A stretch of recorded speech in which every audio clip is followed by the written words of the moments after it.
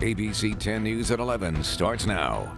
The second and final debate is now in the books. It was not as chaotic, but still had plenty of fireworks. Good evening. I'm Steve Atkinson. And I'm Kimberly Hunt. ABC's Marcy Gonzalez reports from Nashville on the critical night for the race to the White House. President Donald Trump and former Vice President Joe Biden facing off for their second and final debate. 90 minutes focused on 6 main topics. The first, the coronavirus pandemic, which has killed more than 220,000 Americans. We have a vaccine that's coming. It's ready. It's going to be announced within weeks. Is that a guarantee? No, it's not a guarantee, but it will be by the end of the year. This is the same fellow who told you this is going to end by Easter last time. This is the same fellow who told you that, don't worry, we're going to end this by the summer. He has no clear plan. The candidates then moving to more personal attacks. You were getting a lot of money from Russia. They were paying you a lot of money, and they probably still are. I have not taken a penny from any foreign source ever in my life.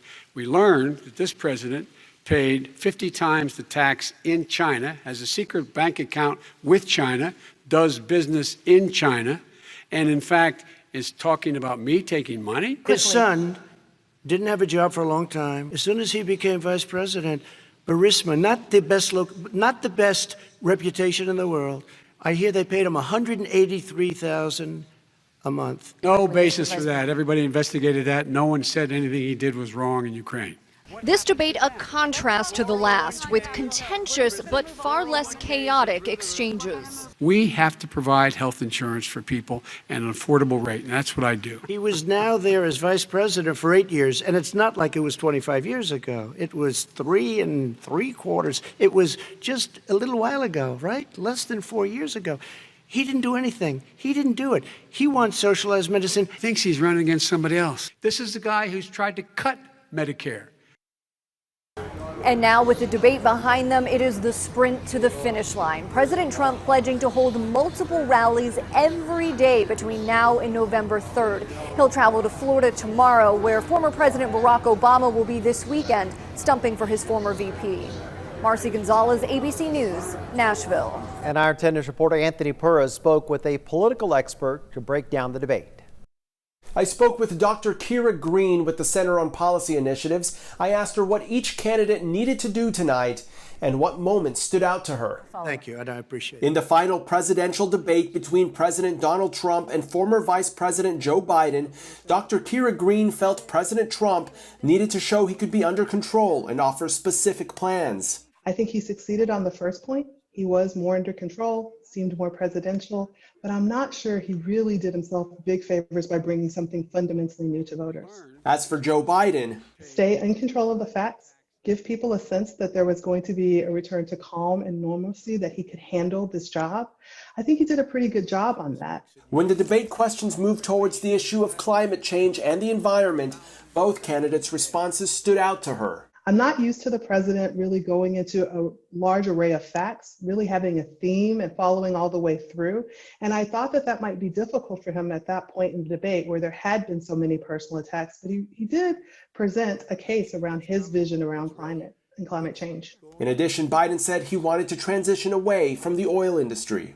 We'll see him tomorrow, trying to give a clear through line about what that means, because certainly the president focused on that answer, the surprising, clear statement that President Biden would be working to phase out the oil industry. And with less than 2 weeks to Election Day, Dr. Green says at this point, it's more about motivating voters instead of swaying the undecided ones. They're not swaying opinions about themselves. What they're swaying is whether or not people are going to make the effort to go vote, and especially in those places where voting is difficult. Anthony Pura, ABC 10 News. San Diego police released the 911 call and body cam footage of a domestic disturbance that ended with police shooting a man on his front porch in Rancho Penasquitos. Just cut it out. Could you just leave the room? You're the one just leave the room. No, this is what we're doing. We're going this way. We're going this way.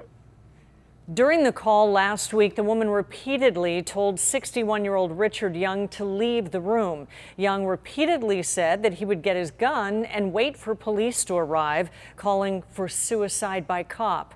When officers showed up, they found Young sitting on a patio chair and the woman standing next to the front door. As they picked Young up from the chair, he reached for a gun in the back of his waistband and an officer shot him in the stomach. Young's injuries are not life-threatening, and the shooting is still under investigation. 2 days after going back to class, more than 100 students are at home in quarantine. A student in the Vista Unified School District tested positive for coronavirus this week. Just last week, teachers said they were concerned about going back to in-person learning. Our ABC 10 News reporter Laura Acevedo shows us what the district is doing to isolate those who came into contact with the student. The district says they sent home roughly 130 students that may have had contact with the student that tested positive. They will have to quarantine at home for 14 days. Just 2 days after starting in-person learning, a positive coronavirus case at Mission Vista High School. The district announcing a student tested positive on Tuesday, the same day classes returned, saying the student attended 4 classes. The district says it sent home students and staff that were in contact out of an abundance of caution. Last week, a number of teachers rallied against the district's reopening plan, saying it was too risky. I think there are many other alternatives that they could investigate to bring the students back without jeopardizing their health, their parents' health, the health of the teachers. Students do have to wear a mask, but the district website says that all classrooms will have the normal amount of students and that seating arrangements will be less than 6 feet apart. This is what one teacher had to say last week.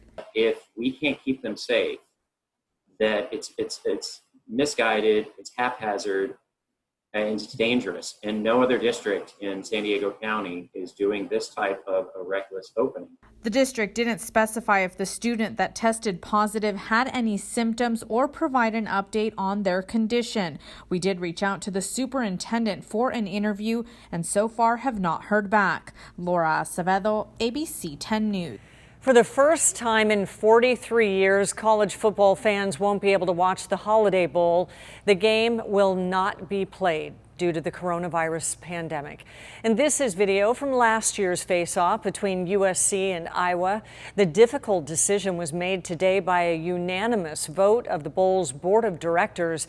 The CEO of the Holiday Bowl says that it generally brings in about $31 million to the area every year. A lot of people just think we're a football game, and it's so much more than that. I mean, we're a community asset.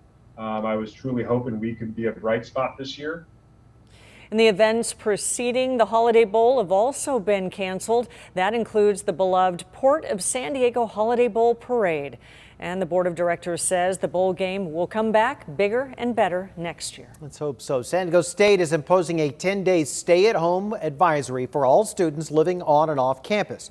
This comes, of course, during the week leading up to Halloween, starting tomorrow at 6 p.m. and lasts until November the 2nd at 6 a.m. This is all in an effort to keep the spread of COVID-19 at bay. Everyone is asked to avoid in-person parties and only go out for essential needs. San Diego State will be hosting several virtual Halloween events, hoping that students will attend instead. And while early voting is underway, the county is gearing up for Election Day and how to keep people safe while voting in person. At the end of next week, 235 super polling locations will open up across the county. Registrar of Voters Michael Vu says they've been working with medical professionals to guide them on best ways to keep people safe.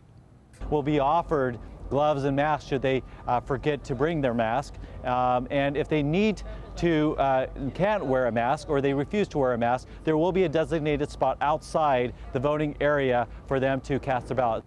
The county has stocked up 800,000 pairs of gloves and 300,000 masks for Election Day.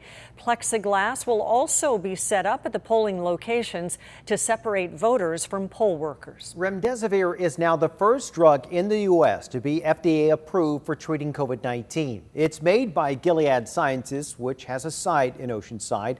Until now, the drug has only been given to hospital patients under an emergency use authorization. It's helped shorten recovery time by about a third for some patients. It was one of the drugs used to treat President Trump. And here are the latest numbers on coronavirus in San Diego County. 235 new cases were reported today. That brings the total to 53,498. And there were 3 new deaths, bringing that total to 866. A California appeals court just upheld a ruling which states that Uber and Lyft have to classify their drivers as employees, not contractors. The rideshare companies have been fighting the state's AB 5 gig worker law since it took effect and are heavily endorsing Prop 22 on the November ballot. If passed, it would exempt Uber and Lyft from the law and make any court ruling moot. The companies can also appeal to the state Supreme Court if they choose.